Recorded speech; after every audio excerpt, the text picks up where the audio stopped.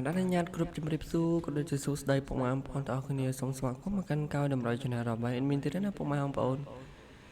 បាទសម្រាប់ថ្ងៃនេះគឺជាថ្ងៃថ្មីទៀតហើយពុកម៉ែបងប្អូនគឺជាថ្ងៃទី17ខែ6ឆ្នាំ2026សម្រាប់ថ្ងៃទី17នេះផងដែរមានតម្រូវឆ្នោតយូរមានម៉ោង4កន្លះនិងម៉ោង6ល្ងាចយកមកចែកជូនពុកម៉ែបងប្អូនទៅសងស្នាងលេខកម្សាន្តផងដែរចឹងមុននឹងឈានដល់ admin ផ្ដល់តម្រូវថ្ងៃទី17នេះសូមពុកម៉ែបងប្អូនជួយចុច like comment ឬក៏ចុចរូបសញ្ញាជួបឲ្យ Channel admin ម្នាក់មួយផងចឹងសូមកុំឲ្យខាតពេលវេលារបស់បងប្អូនយូរសូមចូលទៅកាន់កោតម្រូវរបស់ admin សម្រាប់លេខអុសផងដែរadminឲ្យអុសខ្ទង់កែនិងខ្ទង់10បាទនេះសម្រាប់ខ្ទង់អុសរបស់ admin ណាបងប្អូនចឹងសូមងាកទៅកាន់តម្រូវ2លេខផងដែរadminឲ្យ93ក៏ដូចជា98 12ក៏ដូចជា18ផងដែរបាទនេះសម្រាប់តម្រូវ2លេខរបស់ admin ណាបងប្អូនចឹងសូមងាកទៅកាន់តម្រូវ3លេខផងដែរadminឲ្យ896គុណក៏ដូចជា475គុណផងដែរបាទនេះសម្រាប់តម្រូវ3លេខ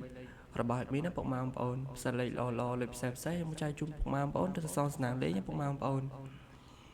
ចឹងវីដេអូរបស់ admin ក៏ជាមកដល់ទីបញ្ចប់ admin ជូនពរពុកម៉ែបងប្អូនយល់ admin ទៅសូមឲ្យឈ្នះសូមឲ្យសំណាងល្អគ្រប់គ្នា